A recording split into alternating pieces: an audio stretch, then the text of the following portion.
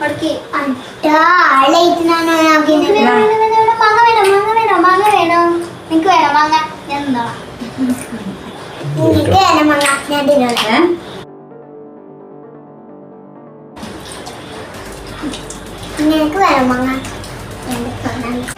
Guys, എല്ലാവർക്കും നമ്മുടെ പുതിയൊരു വീഡിയോയിലേക്ക് സ്വാഗതം. പിന്നെ അപ്പൊ ഇന്ന് രാത്രിത്തെ വിശേഷങ്ങളായിട്ടാണ് വന്നിട്ടുള്ളത്. രാത്രിക്ക് നമ്മള് ചോറാണെന്ന് ഉള്ളത്.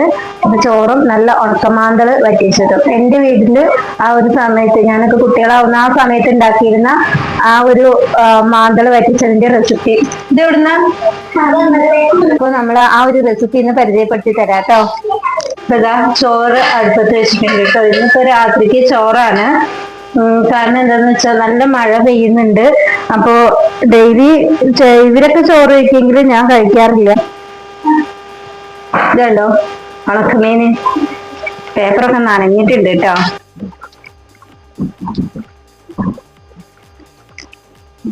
ഇത് നമുക്ക് നന്നായിട്ടൊന്ന് വറ്റിച്ചെടുക്കണം, നല്ല ടേസ്റ്റി ആയിട്ട്. അപ്പൊ അതെങ്ങനെയാന്ന് നമുക്ക് നോക്കാം. ചോറിന് ഞാൻ വെള്ളം വെച്ചിട്ടുണ്ട്. കുറച്ച് ചോറ് ഇവിടെ ഇരിക്കുന്നുണ്ട് ഉച്ചാകുമ്പോഴത്തെ. അപ്പൊ ഞാൻ രാത്രിയിൽ കോറയാണ് കഴിക്കാറുള്ളത്. പക്ഷെ എനിക്ക് ഏറ്റവും ഇഷ്ടപ്പെട്ട ഒരു കറി ആയതുകൊണ്ട് ഇന്നിപ്പോ ഞാൻ ചോറ് കഴിക്കാന്ന് വെച്ചു. അപ്പൊ നമുക്ക് ആ റെസിപ്പി നോക്കാട്ടോ. അപ്പൊ അടുപ്പത്ത് വെച്ച വെള്ളം ചൂടായിട്ടുണ്ട്. അപ്പൊ നമുക്ക് അതിലേക്ക് അരി കഴുകിയിടാം ആദ്യം. നമുക്ക് ഈ റേഷനരി നന്നായിട്ട് ഒരു 3-4 പ്രാവശ്യം കഴുകണം. എന്നാലേ അത് നല്ല വൃത്തിയായിട്ട് കിട്ടുള്ളൂ. 4 ചിലപ്പോൾ ഒരു 5 പ്രാവശ്യം കഴുകും. പിന്നെ ഇപ്പൊ എന്താന്ന് വെച്ചാൽ റേഷനരിയിൽ ഇപ്പൊ പണ്ടത്തെ പോലെയുള്ള കച്ചറകളൊന്നും ഇല്ല. നമുക്ക് ഡയറക്റ്റ് എടുത്ത് കഴുകിയിടാം. കല്ലോ മണ്ണോ അങ്ങനെയൊന്നും ഇല്ല, അധികം കിട്ടാറില്ല. ഞങ്ങളിവിടെ റേഷനരി തന്നെയാണ് അധികം വെക്കാറുള്ളത്.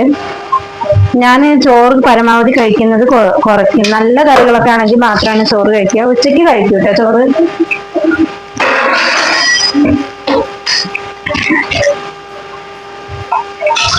ഞാൻ എന്ത് പാത്രം എടുക്കുകയാണെങ്കിലും കഴുകി വെച്ചതാണെങ്കിലും ഒന്നും കൂടി കഴുകും. കാരണം ഇവിടെയൊക്കെ പല്ലിയുടെ ശല്യം നല്ലോണം ഉണ്ട്.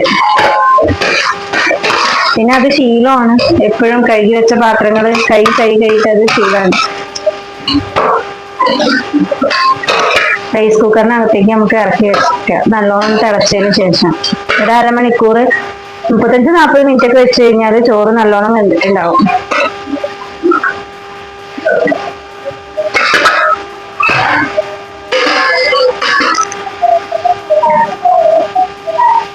ഒന്ന് തിളക്കട്ടെ. അപ്പോഴേക്കും നമുക്ക് മീൻ അരക്കാം.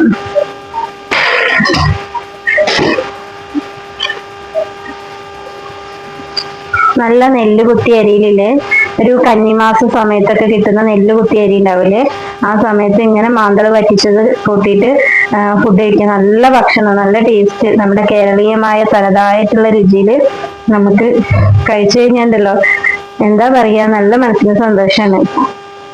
ശരിക്കും പറഞ്ഞാൽ ഈ നൊസ്റ്റാൾജിയ ഉണർത്തുന്ന ആ ഒരു ഭക്ഷണങ്ങളൊന്നും ഇപ്പൊ ഇല്ല അല്ലെ. പക്ഷെ ഞാനൊക്കെ ഉണ്ടാക്കാറുണ്ട് കേട്ടോ. എന്റെ വീട്ടിലാണെങ്കിലും അല്ലെങ്കിൽ എന്റെ അമ്മയുടെ വീട്ടിലാണെങ്കിലും അവിടെയൊക്കെ നെല്ല് കുത്തിയരി നല്ലോണം കിട്ടുമായിരുന്നു. അപ്പൊ അവിടെയൊക്കെ ഈ കന്നിമാസം കൊയ്ത്ത് കഴിഞ്ഞാല് നല്ലോണം ഇതുപോലെ മാന്തള വറ്റിച്ചത്. പക്ഷെ നല്ല ഫ്രഷ് മാന്തള കിട്ടണം കേട്ടോ. ഇപ്പൊ വരുന്ന മാന്തളൊന്നും അത്ര നല്ലത് കിട്ടില്ല നമുക്ക്. നല്ല മാന്തള കിട്ടാന് നമുക്കൊരു എന്താ പറയാ ലക്കാണ്.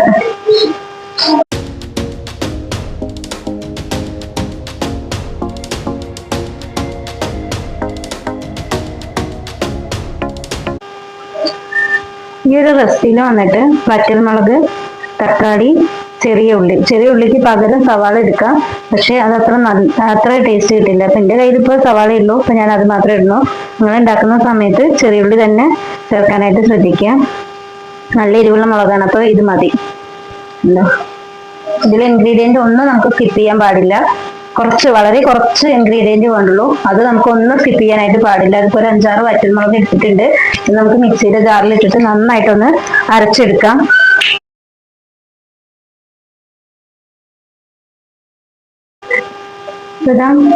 പച്ചമുളക് ഒരുവിധം അരിഞ്ഞിട്ടുണ്ട്. ഇനി നമുക്ക് ഇതിലേക്ക് ഒരു കഷ്ണം സവാള, ഒരു കഷ്ണം അല്ലെങ്കിൽ ഒരെണ്ണം ചെറുതാണെങ്കിൽ ഒരെണ്ണം ചേർക്കാം. സവാള അരിഞ്ഞിട്ട് നന്നായിട്ട് പേസ്റ്റ് രൂപത്തിൽ അരച്ചെടുക്കാം.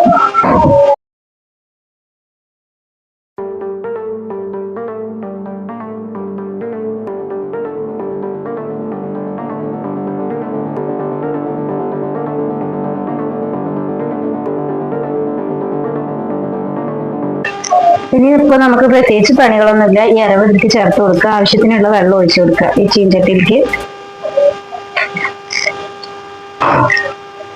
മിക്സിയുടെ ജാറ് കഴുകി വെള്ളമൊക്കെ ഒഴിച്ചു കൊടുക്കുക.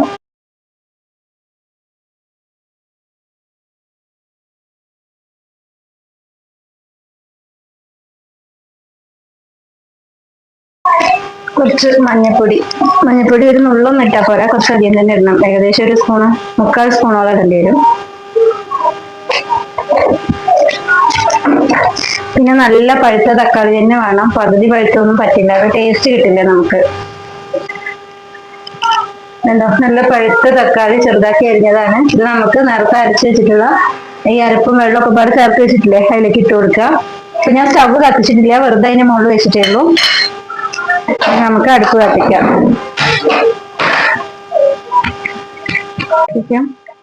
ഞാൻ അതവിടെ ഇരുന്ന് നന്നായിട്ടൊന്ന് അടച്ചു വെക്കുകയാണെങ്കിൽ നന്നായിട്ടൊന്ന് തിളച്ച് മറിയണം.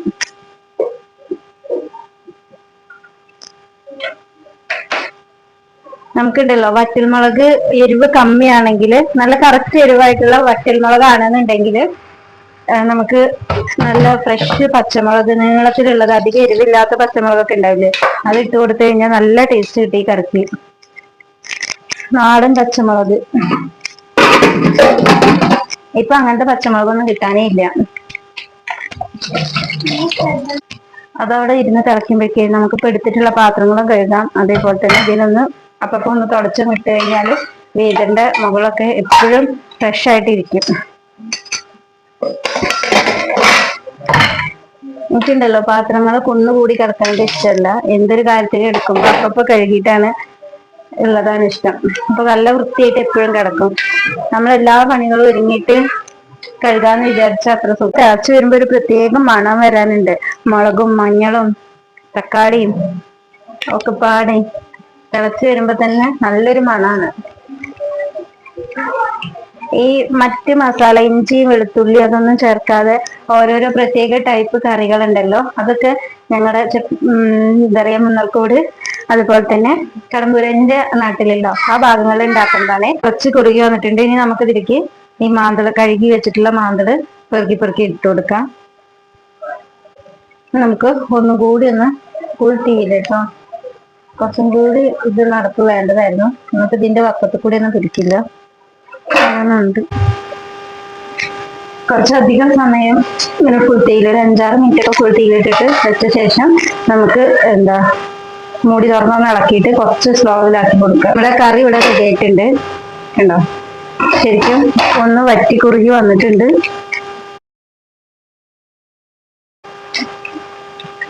ഇനി അടച്ചു വെച്ചിട്ട് ചെറിയ തീയിൽ ഒരു 5 മിനിറ്റും കൂടി.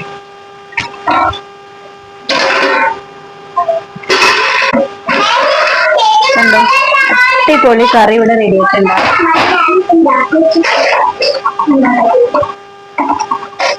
ഇനി ഇതിൽ യാതൊരു പണിയില്ല, പച്ചവെളിച്ചെണ്ണയും കൂടി വെച്ചാൽ മതി. കണ്ടോ എന്റെ മീൻ വറ്റിച്ചത് സൂപ്പറാണ്. ആവി പറക്കണ മീൻ വറ്റിച്ചത്. ഇനി ഇത് ചൂടുള്ള ചോറിൽ അങ്ങോട്ട് വെച്ചാൽ മതി. ഇതിന്റെ കൂടെ അച്ചാറൊന്നും വേണ്ട, തന്നെ അച്ചാറിനും കറിക്കും പെരിക്കും എല്ലാം സമമായിട്ടുള്ള കറിയാണ്.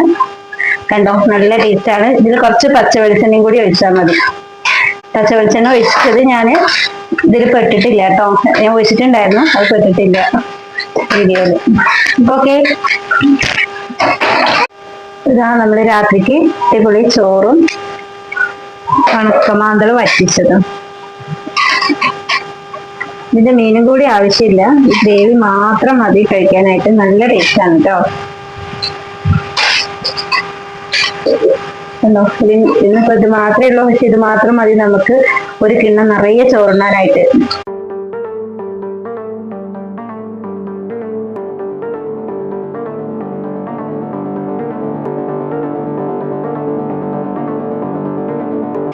സൂപ്പർ ടേസ്റ്റ് ആണ്, നല്ല സൂപ്പറാണ്.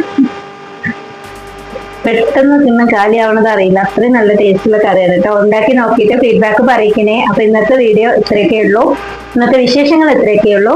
വീണ്ടും നല്ല നല്ല വീഡിയോസുമായി കാണും വരേക്കും tata bye bye, see U.